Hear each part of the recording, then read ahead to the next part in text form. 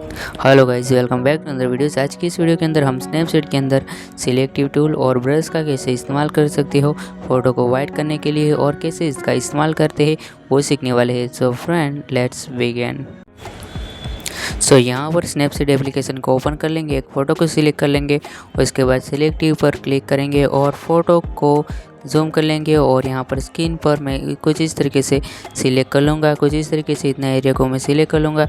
उसके बाद मैं यहाँ से ब्राइटनेस इंक्रीज़ कर सकता हूँ और डिसइंक्रीज़ कर सकता हूँ और कॉन्ट्रास्ट को भी मैं यहाँ से डिसइंक्रीज़ और इंक्रीज़ कर सकता हूँ, जैसे कि फ़ोटो को इंक्रीज़ मतलब कि सिचुएशन को भी मैं इंक्रीज़ कर सकता हूँ, डिसइंक्रीज़ कर सकता हूँ।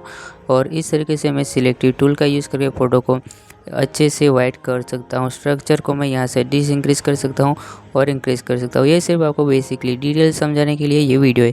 उसके बाद हम वापस यहाँ पर एडिट पर क्लिक करेंगे और यहाँ पर इस बार ब्रश का यूज़ कैसे होता है वो चेक कर लेंगे। तो डॉज एंड बर्न पर क्लिक करेंगे और यहाँ से हम यहाँ पर 110% अभी डोज है, उस तरीके से मैं इसे डिसइंक्रीज़ करूँगा। तो यहाँ पर इस तरीके से ब्रश को घिसूँगा तो यहाँ पर ब्लैक आ रहा है, तो ये अभी माइनस के है तो इसे इरेज होगा। और कुछ इस तरीके से 5% करने से यहाँ पर डॉज एंड बर्न का इफेक्ट अप्लाई होगा। तो कुछ इस तरीके से आप अप्लाई कर सकते हो अपनी स्किन पर फ़ोटो को वाइट करने के लिए। स्नैपचैट एप्लीकेशन की मदद से 10% कर लेंगे तो यहाँ पर कुछ ज़्यादा ही इफेक्ट स्किन पर आ जाता है। आप अपने अकॉर्डिंग थोड़ा सा रख कर कुछ जल्द अच्छे से फ़ोटो को वाइट मतलब कि वाइट बना सकते हो स्नैपचैट एप्लीकेशन की मदद से। तो कुछ इस तरीके से मैं एग्जांपल के लिए सिर्फ नॉर्मली आपको समझा देता हूँ। तो कुछ इस तरीके से अभी मैं कर लेता हूँ। अभी 5% है तो उसे मैं इस तरीके से ब्रश कर लूँगा। उसके बाद इरेज पर क्लिक करके सिंपल इरेज कर लूँगा। तो कुछ इस तरीके से आपको करना है, जैसे कि आपको स्नैपचैट से फ़ोटो को वाइट करना हो तो इस तरीके से कर सकते हो। और इसके बाद हम यहाँ से इरेज कर लेंगे। उसके बाद यहाँ पर एक्सपोजर को भी कुछ इस तरीके से इस्तेमाल कर सकते हो, जैसे कि अभी 0.7 या 0.1% है तो यहाँ पर इरेज पर क्लिक करेंगे, कुछ इस तरीके से इरेज कर लेंगे।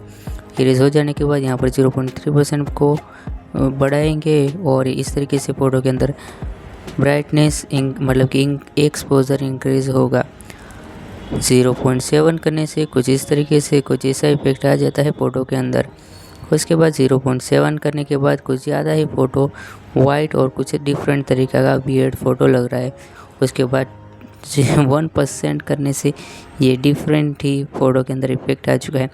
ये संभाल कर रखना है फ़ोटो को, जितना 0.5 0.3 ऐसे इफेक्ट का यूज़ कर फ़ोटो के अंदर एडिटिंग करना है फ़ोटो को। ये एडिटिंग करते वक्त इरेज कर लूँगा।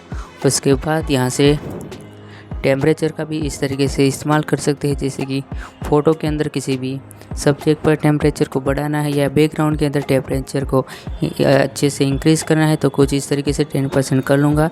और कुछ इस तरीके से मैं फ़ोटो के अंदर टेम्परेचर को इंक्रीज़ कर सकता हूँ स्नैपचैट एप्लीकेशन की मदद से। ये बेसिक एडिटिंग है, ये सिर्फ बिगिनर या प्रोफेशनल एडिटिंग है। तो कुछ इस तरीके से मैं इसे कर लूँगा, जैसे कि टेम्परेचर को -5% और इरेज कर लूँगा कुछ इस तरीके से। और इरेज कर हो जाने के बाद और 5% 10% टेम्परेचर को मैं इजीली इस तरीके से बड़ा कम कर सकता हूँ स्नैपचैट एप्लीकेशन की मदद से ब्रश का यूज़ कर। तो इरेज हो जाने के बाद सिचुएशन का भी इसी तरीके से इस्तेमाल कर सकते हैं, जैसे कि बैकग्राउंड के अंदर सिचुएशन को बढ़ाना है, कपड़ों के अंदर सिचुएशन को बढ़ाना है तो कुछ इस तरीके से मैं सिचुएशन को बढ़ा दूंगा, जैसे कि 10% सिचुएशन है। तो इसके बाद मैं यहाँ पर स्नैपचैट की मदद से इस तरीके से सिचुएशन को बढ़ा सकता हूँ, जैसे कि बैकग्राउंड के अंदर। उसके बाद मैं यहाँ से बैकग्राउंड के अंदर ये भी रखती है तो पर्सन को मैं यहाँ से इरेज कर लूँगा। पर्सन के ऊपर से इरेज पर क्लिक कर जैसे कि एग्जांपल के लिए आप लोग देख सकते हो, मैं यहाँ पर इरेज पर क्लिक कर सिचुएशन को यहाँ से डिसइंक्रीज़ कर लूँगा। और कुछ इस तरीके से आप फ़ोटो के अंदर सिचुएशन डिसइंक्रीज़ कर सकते हो स्नैपचैट के अंदर एप्लीकेशन की मदद से। अगर आप स्नैपचैट से एडिट फ़ोटो करना चाहते हैं तो काफ़ी ज़्यादा मुश्किल ये काम है, हार्ड काम है, लेकिन आप लोगों के लिए वीडियो बनाना था और इसलिए मैंने ये थोड़ा सा ये रिकॉर्ड कर लिया। और कुछ इस तरीके से आप लोग कर सकते हो। इससे अच्छा आप स्लाइड रूम के अंदर ही फ़ोटो को एडिट कर लें। उसके बाद यहाँ से हम इसे डन हो चुका है। यहाँ पर पर्सन पर इरेज हो चुका है और सेचुरेशन 10% इंक्रीज हो चुका है फ़ोटो के अंदर, और इसे हम फाइनली ऐसा ही रखेंगे और डन कर लेंगे। तो कुछ इस तरीके से आप यहाँ पर ये डॉट टूल का इस्तेमाल कर सकते हो स्नैपसीड एप्लीकेशन की मदद से। आज हमने स्नैपसीड के अंदर सिलेक्टिव टूल और ब्रश का कैसे यूज़ करते हैं वो सीखा। तो मिलते हैं नेक्स्ट वीडियो के अंदर फ्रेंड, तब तक के लिए goodbye and thank you for watching.